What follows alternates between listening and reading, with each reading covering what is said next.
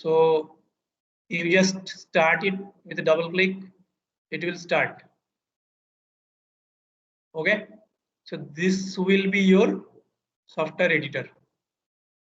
Here you will write your program, it is execute block and all the other things are there. Gradually I will describe everything. Okay, this is actually one simulator.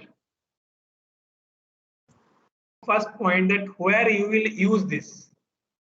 Okay, where this assembly level language is being used actually. So the advantage is there, that real and simple to understand. And another thing, where they are being used in Sony PlayStation, Silicon Graphics, National Electrical Code, and sometimes some car software are also designed by this assembly level programming language. Okay, so lots of place where they are used. Different type of semiconductor chip design, semiconductor companies are being using this type of assembly programming language. So every other thing. Now, if you check the abstract level or architecture level, then what you will see, we are dealing with now this section, right? That instruction set architecture. Okay, so above of this instruction set architecture, who are there? My operating system is there, application program is there, compiler is also there.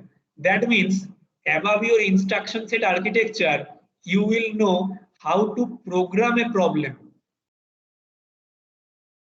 Okay, how to program a problem, and below the instruction set architecture, it will give you that what needs to build. Okay, that means how you will build this instruction set architecture, or how you will prepare this instruction set architecture, right? Or how you will make it faster with lower power, what has been written here. So who are responsible for this purpose? That means they are actually purely architecture part, like CPU design, circuit design, chip layout, every other thing is related.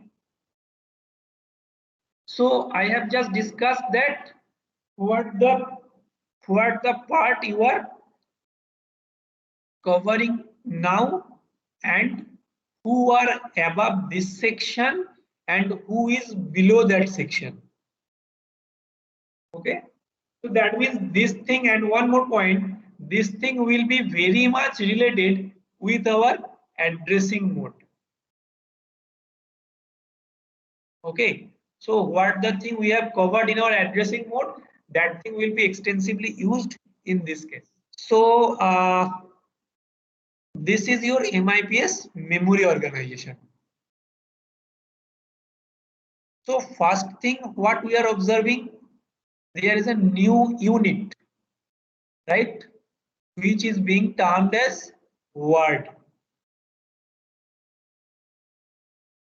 So word will be designed by some amount of byte, right, and byte will be designed by, a byte will be prepared by some amount of bit. So in this MIPS, a single word will be a length of 4 byte, right? So you know that 1 byte is formed by 8 bit. So now if anyone is asking you this question, that what is the word length of what? MIPS programming, sorry. What is the word length in MIPS programming? What will be the answer?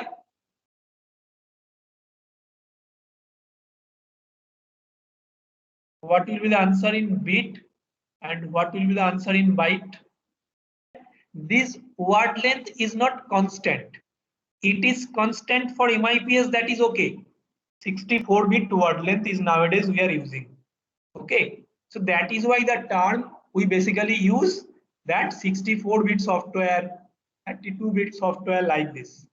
That is the point why a 32-bit system cannot support a 64-bit software, because it will be cannot be ready to accommodate this 64-bit software. Okay, that is the point. But a 64-bit system can use a 32-bit software, right? Example, in just now, in front of our hand, this Mars MIPS is actually 32-bit software. Okay, so just we got the MIPS memory organization, that what is the length of our basic unit as word. So now this thing has been mentioned, like how addresses will be varying and how number of bits will be there. So if you are storing data in this location,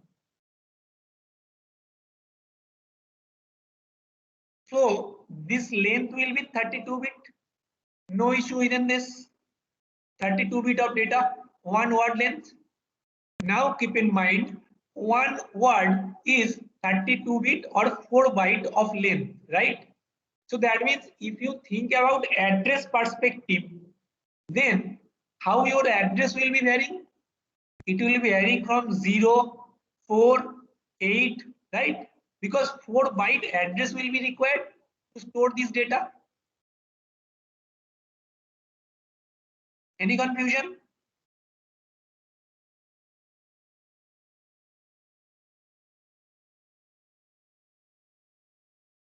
Okay. So that means your word address will be, or byte address will be varying from 0 to 048 like this. Word length will be 32-bit. So your word from this zone to this zone will be 32-bit of width. Okay. So now just directly jump into the software. This is our software. Okay. So here we will just write a simple program. Where we will write program, we will go to file, we will start from new, that the things will be done. Later we will check this. First think that where your this all the other supporting materials are. You can think or you can check what has written here, registers. So that means from this one to this one, all the things are your registers. Okay. So how many registers are there? You can easily check the numbers. This is the serial number from 0 to 31. These all are your registers. Okay. Now there is another thing. PC has been written. What is this PC? This PC is your program counter. And another thing has been written, HI and LO. If you did not remember or did not forget about that, that when we are talking about the data segment register of 8086 architecture, there what we were saying, that a data register DX was with higher data bit and lower data bit. Higher data bit was used in case of division to store the quotient. Lower data bit was used in case of division to store the remainder. Similarly, higher data bit and lower data bit was also used in case of multiplication, right? So these two things, this HI and LO, will be used to store all the things. You can simply keep your mouse over any of the register. You can get the specification of any particular register. If you get some details, want to get the details, you can easily download the Mars software from LMS and you can check right now parallelly. Okay, that will be much better, I think. No issue.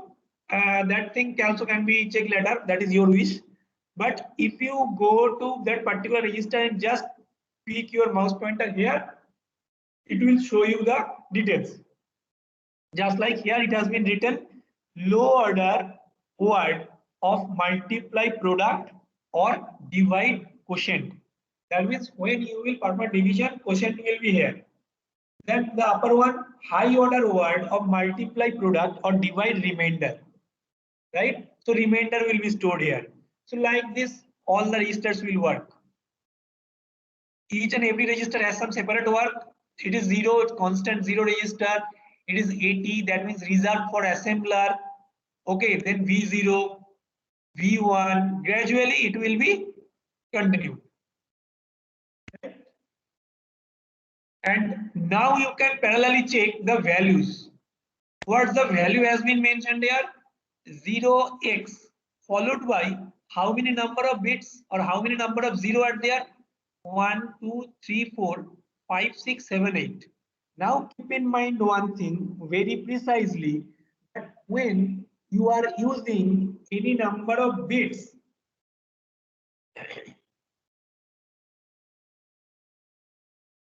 sorry,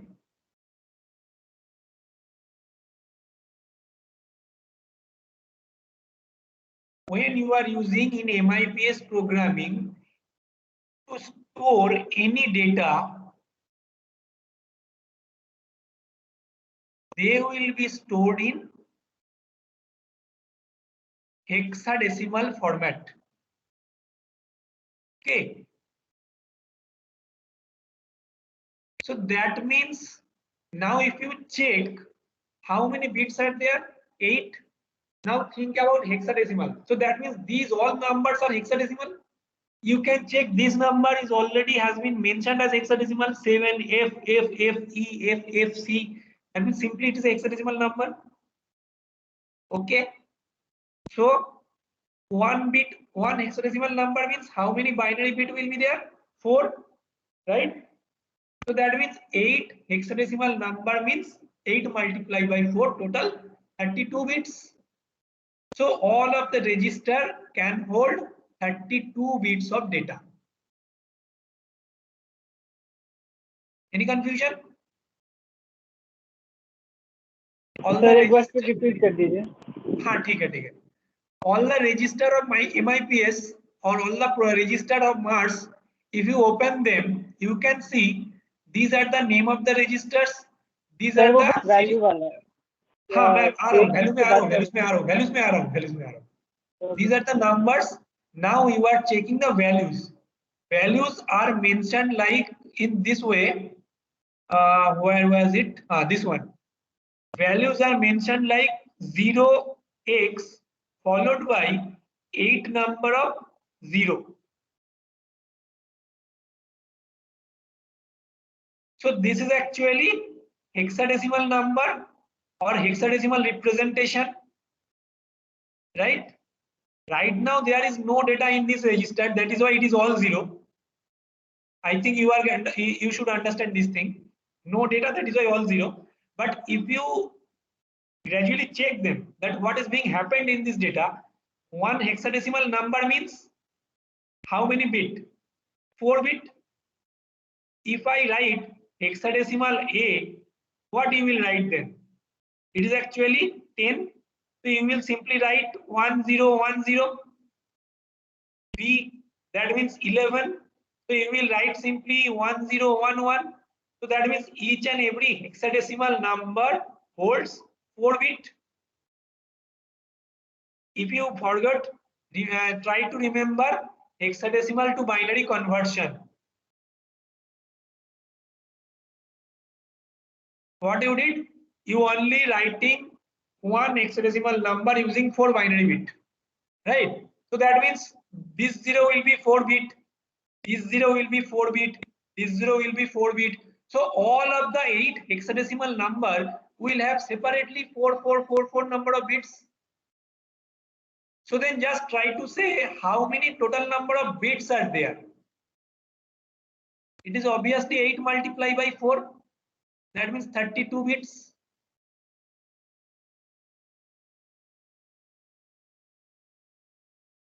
Confusion? No, sir. Thank you, sir. This one. Okay. So that means we can clearly see that in our MARS or MIPS programming, every register can hold 32 bit data. Okay. So now we will just see that what the other thing. Let me open one sample program. Okay. So till now this bit byte everything has been covered. Now just come to a sample program. Okay. So now when we will start with a sample MIPS programming, just like all the other programming, again we will try to print hello world. Okay. So let us check what the thing actually you are performing in this program. Whenever you are writing something with a hash sign, that means those are comment. Okay, those are all comment. Now the point is here, from here you are starting dot data. Okay, so in your MIPS programming, there are different type of block you can say. Okay, some of the block is actually dot data, dot skiz, dot txt, different block can be there. So all the details has been written here also. I have already mentioned here. This PPT already will be uploaded in the LMS. I have not uploaded till now, but I will upload within a few days. Also, you can check the same thing from the software also. Just open the help one. Okay, this is your help file and open this directive. You can check all the thing. .sky, .skiz, byte, data, double, everything is there. So what's the first thing we mentioned in our program? It was dot data. I have already written here that what is the function of this dot data, begin a data declaration section. And when you will open this programming block or in this software, the same thing you will get, that dot data subsequent items stored in data segment at next available address. Okay, so what is actually this meaning? You may confuse that some longer statement has been written there. Subsequent items stored in data segment at next available address. So that is not any big issue. Just think it simpler now. Whenever you are performing any program, if you need to show some message, right? You may need to show some message. You may need to store some data. You may need to take input of some data. So that means some operation type of thing, right? So those the things actually will be mentioned in this data directive. Here has been written begin a data declaration section. That is actually just simply naming type of convention. But more clear thing has been written here, that subsequent items stored in data segment. That means what is this data segment? Think about your Microsoft architecture. There were code segment, there were data segment, and what was being done with this data, which is stored in data segment? We were performing our operation with this data, right? So that means here, what the things will be stored in this data segment, that will be actually your next possible operational type of thing, right? So that is why it has been mentioned that data segment at next available address. That means right now I am going to which address for my next work. Okay, so that means here I will store the information which I actually going to print, because that will be my final output. I am trying to print this output only, this hello world. Okay, so that's the thing actually you are going to print, and that thing has been mentioned in your data directive. Now there is another thing, this skiz. I am coming this point. First, think about what was the function of data. You are going to print this word, hello world. That is why this thing has been mentioned in data. Now, what is this thing? Message then colon. This is, you can think about one kind of label or variable name type of thing. Okay, that means when you will call some register to print this, no need to call this whole text. You can call only this thing, this text will be printed. Okay. Now let us come to the point skiz. First, let the things deleted.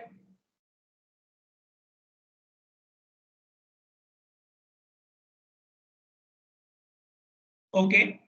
So you can see here has been written ASCII Z. A basic idea will be clearly in your mind that why I am writing ASCII. Now this corresponding text ASCII will be printed. So till now we have discussed that dot data has been discussed, and we are in the point to discuss what was my ASCII Z, right?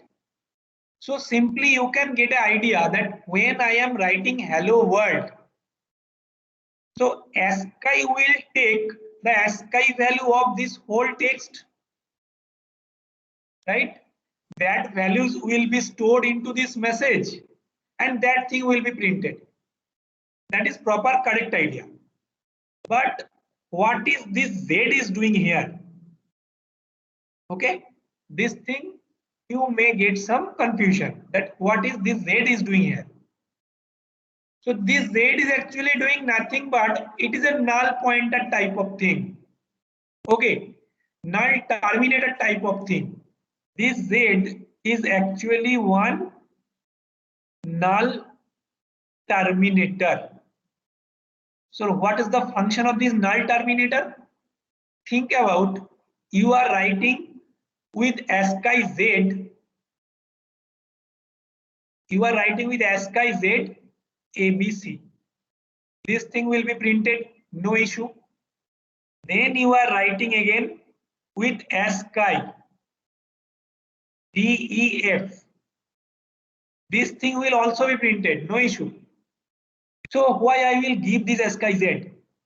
Problem will be find in letter space. If again you are writing here something, whether you are using ASCII or ASCII Z along with IJK, it may happen that along with this IJK, this DF also is being printing here, because you have not terminated this DF with the null terminator. So that may be continued to the next section also. If in some configuration same register are being used. Okay, so that means this text is being stored in one register. If the same register you are giving to store this data without a null terminator, then along with this DEF, IJK also will be printed. So that means whole DEF IJK will be there because this thing was not terminated. So that is the advantage of using the Z. It is actually null terminator. So once you will print this, the register will be empty. The register will face a null terminator. It will not store any further more values in it. Are you getting what I am trying to say? In case of ASCII Z, same details you can get here. Okay, this is .ASCII, this is .ASCII Z. So in this thing, store this string in the data segment, right? Up to this, you can check both are same. Okay, here add null terminator, here do not add null terminator. And what is the function of this null terminator? I have just give you the example. Okay, but this thing will be happened in that case if your text or ASCII value is pointing to same register. Okay, so it is always better to use the ASCII Z. Okay, so till now what we have done? Till now we have mentioned the data block. Till now we have mentioned that what the thing or what the text we have to print. We have stored this ASCII value of this text into this level. Okay, and then we are starting our next block, that is the .txt block. Okay, so what the thing has been written here, begin a section of assembly language instructions, execution begins with next instruction. That means all these sections now will hold your assembly instruction.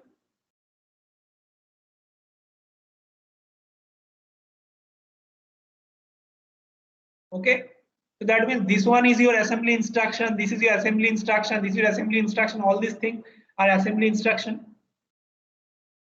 Now what are they also you will discuss, but before this let us again check what has been written in case of .txt here. So what has been written here, this is your .txt.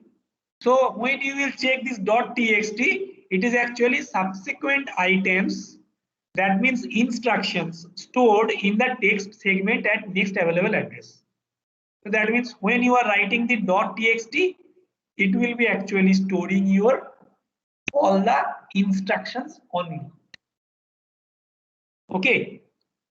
So now you will start your program, or not? Now you will start to write your instructions.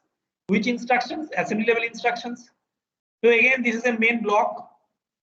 Okay, just like a main of our regular program in our C, in our Java, there is a main function.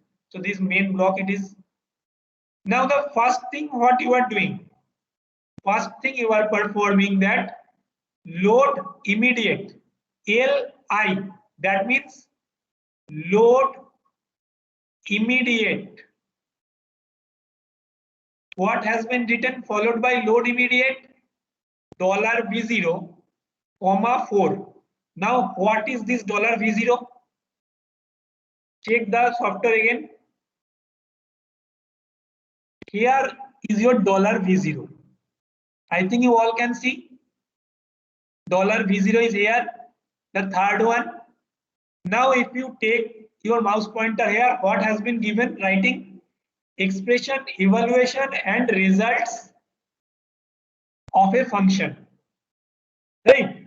So that means whether you need to write anything, you need to put any result anything, or you need to show any result, show any expression, you must have to use this register first, right? So that means as here my task is to print this hello world. So that means I have to call this $V0 first. Okay. Now you have called your $V0, that is okay. But you have to ask your $V0 to perform. How he will perform? You will give him one system call code. System call code. So what is this system call code? There are different system call code to perform different work. If you check this diagram or this table, also this thing has been mentioned in your marks also. If you go with this thing, syscall, you can check here, syscalls has been written. So if you go with this syscall, the same thing also I have written in my PPT. No other thing, same thing has been written. Okay, you can check here code in $V0 4, that means print string, right? So when you will give your $V0 a number as 4, that means it will be used to print a string. Whenever I am going to print hello world, that means I am going to print a string basically. So that means you are writing $V0 4, that means you are asking $V0 to print string only. Okay, again check the program. You are asking $V0 to print a string only, right? Now again check in the software what has been written. What will be the argument of this service? $A0. So that means you are calling your V0 that you need to print one string. So that is one task. There is some argument of this task. What will be the argument? $A0. That means another register will hold the argument. And what is this argument? Address of null terminated string to print. So which one was your null terminated string? This one was your null terminated string. And where was this string was stored? In this level. So that means when you are writing $A0 comma message, this address is being stored in this $A0. Now you are writing syscall, that means you are calling your operating system to perform the operation in V0. What operation has been done in V0? V0 is supposed to print a string, and what string it will print? The argument A0, which holding the address of that particular string, right? So that means after calling this syscall, your hello world will be printed. Okay, so that is actually, that's all what you need to do in your program to print your hello world. Now there are also two more line segment. So what are they? It is just like terminating your program or terminating your execution. Okay, so once you are writing $V0, 10, if you check again the system call code, you can check here 10. And what is the 10 means? Exit or terminate execution. That means once you are writing li $V0, 10, that means you are asking your register to terminate your program. Again you are writing syscall, that means your program is being terminated. So one operand itself in your instruction, right? This is your operand. So operand itself in your instruction. So that means this is actually immediate addressing. Now this thing you can say as direct addressing or register addressing. One more thing, here registers has been written. You can check another coprocessor 1, coprocessor 0. So that means keep in mind when we are studying pin diagram, there was maximum mode, minimum mode, right? And what was in maximum mode? There were coprocessors associated with your minimum mode, which will be supposed to run at a time when you are performing as a multi-unit, multi-processor unit. All these things we are studying at that time, right? So that means if you try to run them as a multi-processor mode or in pipelining mode, you can use all of these things.